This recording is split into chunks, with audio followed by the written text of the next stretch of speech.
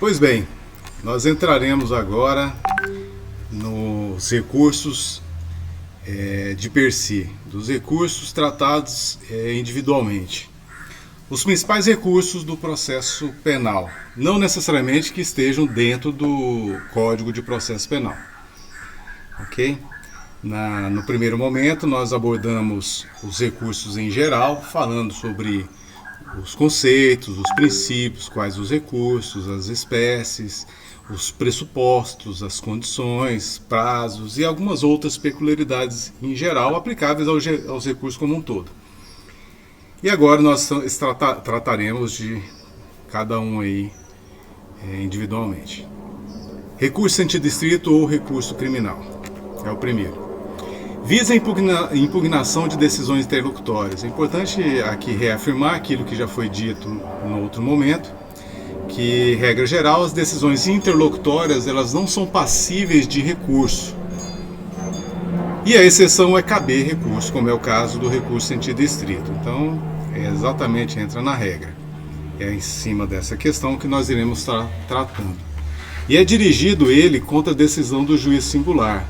Isso quer dizer exatamente que não cabe recurso sentido estrito contra a decisão de órgão colegiado ou de Tribunal de Justiça, mesmo que seja do relator, do presidente, do vice, ou seja, é um recurso que é manejado exclusivamente contra juízo de primeiro grau singular. Cabe contra decisões, despachos ou sentenças, que têm evidentemente um conteúdo decisório, de acordo com o artigo 581 e seguintes do Código de Processo Penal, que é onde abarca aí toda essa dinâmica do recurso sentido estrito. Os efeitos aplicáveis a essa modalidade de recurso é o devolutivo, que devolve ou encaminha a instância de quem a apreciação do recurso, salvo se ele não exercer o juízo de retratabilidade, que é exatamente esse segundo ponto aqui. Então, a partir do momento que o juiz não exerça aí o juízo de retratabilidade, deve necessariamente, ou seja, se ele concordar com a sua decisão, ele ratificar a sua decisão, ele deve encaminhar a instância de quem? Ele devolve o recurso para ser apreciado pelo órgão colegiado do Poder Judiciário. Do mesmo modo que ocorre com a apelação em alguns casos, as circunstâncias de ordem objetiva e não pessoal de acusados que tenham cometido infração penal ou infrações penais em concurso de agentes, se um somente recorreu e for beneficiado de algum modo, pode estender aí aos demais os mesmos benefícios, de novo, se não houver situação de ordem pessoal que exclua. Uma particularidade que é importante em relação ao o recurso sentido estrito, que é a que mais se destaca, no meu ponto de vista, é o juízo de retratabilidade, que nós já falamos o que se trata. O juízo de retratabilidade nada mais é do que possibilitar ao órgão prolator da decisão que ele possa rever o seu decisum, ou seja, é a oportunidade que se dá ao órgão de corrigir um erro que eventualmente tenha cometido. Então a retratabilidade, ele pode se retratar ou não. Se ele se retratar, ele vai mudar a sua decisão de acordo com o que ele entende como adequado para aquela mudança. Caso contrário, ele ratifica, ele concorda, ele confirma aquela decisão. Então, a regra do recurso sentido estrito é ser possível o juízo de retratabilidade. A exceção não ser cabível, por exemplo, no recurso de ofício, que é uma nomenclatura que eu não concordo, já expliquei por que em outro vídeo. Entendo que seria o mais adequado reexame necessário, mas é o termo que é utilizado no Código de Processo Penal. Feita essa observação, o artigo 581 prevê que caberia aí o reexame necessário no 581.6, que estava revogado, mas para fins didáticos é importante estar mencionando. E o 10, e o inciso 10 do artigo 581, e aí eu sugiro que acompanhe essa discussão específica dos recursos com o Código de Processo Penal em mãos, pelo menos no primeiro momento, depois, conforme o caso, o Regimento Interno do Tribunal de Justiça, que seriam aí algumas peculiaridades inerentes aos institutos que nós iremos estar tratando nos recursos. Pois bem, o inciso 10 do artigo 581 estabelece a possibilidade do cabimento do recurso em sentido estrito, em tese, contra decisão que conceda ou denegue ordem de habeas corpus. E aí não há que se falar em juízo de retratabilidade por óbvio. Por que é óbvio? Porque quem concede ou denega habeas corpus, ele é, em tese, no caso da denegação, a autoridade coatora. Então só pode ser cabível ali uma reanálise daquela decisão por uma instância diferenciada, e não pela mesma autoridade coatora. Então não é cabível no mandado de segurança, no habeas corpus, o juízo de retratabilidade. Então o recurso em sentido estrito, nesse caso, não possibilita o órgão prolator aí a revisão do ato prolatado. Uma outra peculiaridade aí do recurso em sentido estrito, que está o rol das hipóteses previsto aí no artigo 581 do Código de Processo Penal, é exatamente uma discussão que tem no sentido dele ser números clausos ou não. Se aquele rol da possibilidade de cabimento do recurso em sentido estrito é exaustivo ou não, ou seja, se é exemplificativo ou é números clausos. Então é uma questão aí que é importante se destacar. Existem entendimentos no sentido dele ser exaustivo, ou seja, elenca exaustivo ou taxativo, elenca ex vileges as hipóteses que caberia o recurso em sentido estrito sem possibilidade de ampliação. E outro entendimento entende que ela pode ser passiva da interpretação extensiva. Eu tinha interpretação extensiva para exatamente permitir que outras situações sejam passíveis aí de se manejar o recurso em sentido estrito. Uma questão que é importante nós destacarmos nesse momento é que não se admite uma terceira corrente, a analogia e interpretação analógica, porém cabe do não recebimento do aditamento à peça acusatória. Então Borges Rosa posiciona nesse sentido. É meio contraditório esse posicionamento. No entanto, assim, aquele que eu me filio é exatamente a possibilidade do recurso em sentido estrito utilizar-se do instrumento da interpretação extensiva, ou seja, para ampliar o seu leque, mesmo fora da lei expressamente da norma, para alcançar situações que sejam justificáveis, como esse é um dos casos, o não recebimento do aditamento à peça acusatória. Então, do recebimento da denúncia ou da queixa, do não recebimento da denúncia ou da queixa, cabe recurso em sentido estrito. Mas a norma processual penal, ela não estabelece no artigo 581 e no lugar nenhum o que caberia na hipótese aí do não recebimento do aditamento. E aí, com base na interpretação extensiva, poderia ser cabível aí o recurso em sentido estrito, que é o posicionamento que eu me filio. Ok? O prazo, regra geral, nós temos que é 5 dias. 5 dias para a petição, para demonstrar categoricamente que quer se recorrer em sentido estrito. Existe exceção que é aplicável o prazo de 15 e de 20 dias, conforme a situação. Artigo 439, parágrafo único do Código de Processo Penal. E artigo 586, parágrafo único e parágrafo 1º do artigo 584. Então é importante aí que vocês deem uma olhada nesses dispositivos, porque estabelecem prazos diferenciados. Então a regra geral é que o prazo do recurso em sentido estrito para o manejo dele, para a interposição desse recurso, para demonstrar categoricamente que quer se recorrer em sentido estrito, é de 5 dias, e aí tem essas exceções aí que estão nesses dispositivos que precisam ser lidos à parte aí pelos acadêmicos. Pois bem, aqui um slide com a fonte indicada na parte direita ao final, mostrando aí algumas peculiaridades do recurso em sentido estrito, e nós iremos estar tratando diretamente desses temas, seja em relação à competência, cabimento e algumas outras peculiaridades que não cabe aqui nesse momento a gente antecipar. Processamento do recurso em sentido estrito. Ele pode ser por petição, que é a formalização aí a externalização da vontade formal aí de se recorrer em sentido estrito contra uma determinada decisão interlocutória, ou por termo nos autos, conforme estabelece o artigo 587 do Código de Processo Penal. Então, existem essas duas possibilidades.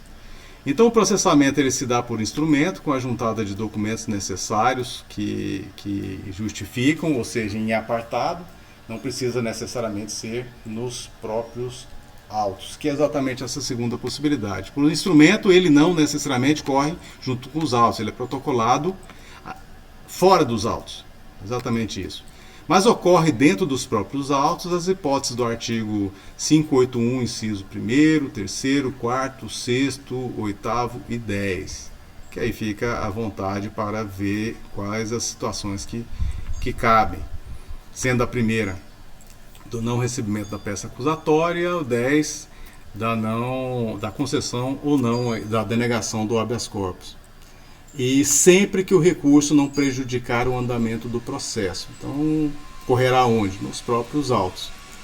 Exatamente essa peculiaridade que deve ser decidida caso a caso. Então, nós temos aí dois meios aí importantes. Se o protocolo do recurso ele for por instrumento, é necessário indicar as peças. Se não for apresentado as peças junto com a própria petição de interposição e razões, deve necessariamente registrar ali o ponto de vista para que seja juntado as peças necessárias em apartado. É o momento em que o recurso antidistrito é julgado e separado dos autos. No entanto, nós observamos, de acordo com o artigo 587, parágrafo único, que aí sim, esse é importante a gente estar dando uma olhada. 587, parágrafo único, né? Que diz o seguinte: quando o recurso, aí o caput, quando o recurso houver de subir por instrumento, a parte indicará no respectivo termo ou em requerimento avulso as peças dos autos que pretenda traslado, ou seja, que pretenda que se acompanhe, ele faz o requerimento nesse momento. O traslado, que é a retirada de cópias daquelas informações e juntada no acompanhamento do recurso, será extraído, conferido e consertado no prazo de 5 dias. E dele constarão sempre a decisão recorrida. Então aqui já está o que é obrigatório acompanhar aí o recurso antidistrito. Ou seja, a decisão recorrida, aqui ensejou o próprio recurso antidistrito, a certidão de sua intimação para análise aí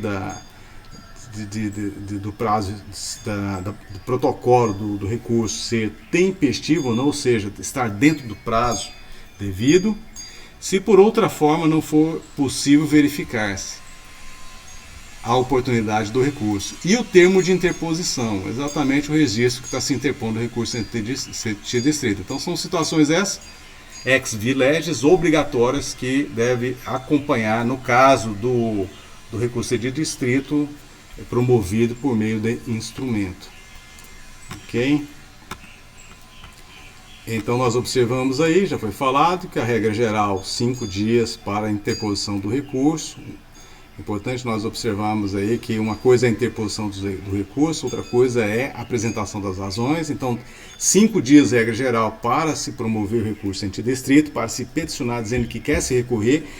Mas pode dentro desse prazo apresentar as próprias razões recursais, ou seja, os fundamentos de fato e de direito que justificam o recurso antidistrito? Pode, perfeitamente.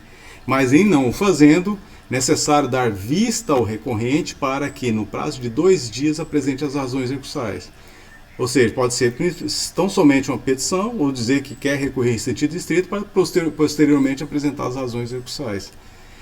Prazo que é concedido também o mesmo para o recorrido também se manifestarem contra as razões recursais do recurso interposto. O juiz, ato seguinte, ele terá o prazo de 2 dias para reformar ou manter a própria decisão. Se ele reforma a decisão, ele está concordando aí com o recorrente. Se ele mantém a sua decisão, ele tem que encaminhar obrigatoriamente para a instância ad quem, sob pena de se manejar outros meios aí de insatisfação, como recurso também. Como mandado de segurança, conforme o caso, cautelar inominada. Se o juiz reformar A parte contrária poderá recorrer por simples petição, não podendo mais retratar. Então nós observamos que não há que se falar em dois juízos de retratação no âmbito do mesmo julgamento do recurso sentido estrito. Então é determinado um primeiro juízo de retratabilidade. No momento da interposição do recurso, o juiz vai analisar ali, depois das razões dos recorrentes, as razões do recorrido, se vai manter a decisão ou não. Se ele corrigir algo que ele entenda que seja adequado, ele vai ter que oportunizar a parte contrária. E aí a parte contrária, nesse momento, ela vai poder, por simples petição, recorrer. E aí não é cabível mais se falar em retratação. E aí tem que subir os autos para a instância de quem. Pois bem, nesse julgado aí de Boa Vista, que está no slide, informa sobre o tema o seguinte: não sendo comprovada a existência de crime ou indício de autoria, o julgador não pode impronunciar, em razão do princípio indúbio pro societá, que nesta hipótese sobrepuja-se ao princípio do indúbio pro réu. Então aqui já está se falando de uma hipótese de recurso sentido estrito. Que no caso da pronúncia deve-se prevalecer o princípio do indúbio pro societá. E no item 2 desse julgado, inviável desclassificação de tentativa de homicídio para o delito de lesões corporais, sem exame aprofundado das provas, defeso na pronúncia. Então a pronúncia, nós já analisamos a pronúncia, já discutimos a pronúncia, os limites da pronúncia para submeter ali ao Tribunal do Júri o julgamento. De modo que esse recurso sentido estrito, ele confirmou o alcance aí da pronúncia. Nesse outro julgado, do mesmo Tribunal de Justiça de Roraima, diz o seguinte: a decisão de pronúncia é somente um juízo de admissibilidade da acusação, para que basta a demonstração da prova da existência do crime e indícios suficientes de autoria ou da participação do acusado. Código de Processo Penal, artigos 413 e 414. Não restando demonstrada a legítima defesa e havendo suspeita fundamentada, imperiosa a admissão da acusação para que seja realizado o julgamento pelo Tribunal do Júri, que é o órgão judicial constitucionalmente competente. Na fase de pronúncia, somente qualificadores manifestamente improcedentes ou totalmente distantes do conjunto probatório podem ser afastadas. Então aí mais um caso de recurso sentido estrito contra pronúncia e envolvendo aí uma matéria regional. Nessa notícia de dezembro de 2021, o Tribunal de Justiça de Minas Gerais mantém revogada a prisão preventiva por falta de indícios de autoria. E aí na matéria aqui fala do recurso sentido estrito como um meio que foi utilizado para tanto. Aqui, ao julgar o recurso sentido estrito interposto pelo Ministério Público de Minas Gerais contra o indeferimento do pedido de prisão preventiva, o Tribunal de Justiça de Minas negou o provimento. Então é isso. Está aí o Ministério Público, insatisfeito com o indeferimento da prisão preventiva requerida ou representada, conforme o caso, manejou o recurso sentido estrito e foi julgado aí, foi julgado improcedente. Nesse outro recurso, já do Tribunal de Justiça do Estado de São Paulo, rejeição parcial da denúncia, que é outra hipótese de recurso sentido estrito. Hipótese em que o juízo da vara especializada, ao receber os autos do juízo comum, convalidou os atos até então praticados, de sorte a rejeitar o aditamento recém-ofertado pela Justiça Pública. Hipótese em que não se confunde com rejeição tardia da peça acusatória e que tampouco acarretou o alegado tumulto processual. Então aí mais um julgado que envolveu aditamento à peça acusatória, denúncia, que o recurso cabível aí, que foi objeto de julgamento, foi o recurso sentido estrito.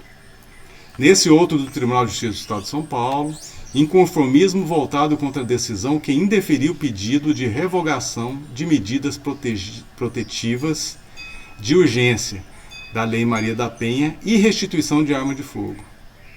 Pertinência. Arquivamento do inquérito policial a pedido do órgão ministerial. Inexistência de fundamentos para a persistência das referidas providências. Parecer da Procuradoria-Geral de Justiça nesse sentido, provimento. Está aí uma outra situação envolvendo revogação de medidas protetivas. Com a decisão que indeferiu aí o pedido, né? Então é isso. São esses alguns julgados, evidentemente que o rol é em número, em nível de Brasil, envolvendo o recurso sentido estrito, mas aí só para título de curiosidade, de estímulo para que os próprios acadêmicos possam pesquisar mais nos tribunais de justiça, nos tribunais regionais federais, situações envolvendo recurso sentido estrito, ok? Então, nesse primeiro momento, eu dividi o recurso sentido estrito em 2 vídeos, exatamente para facilitar a exposição e não ficar muito cansativo aí com essa abordagem. E é isso, por enquanto.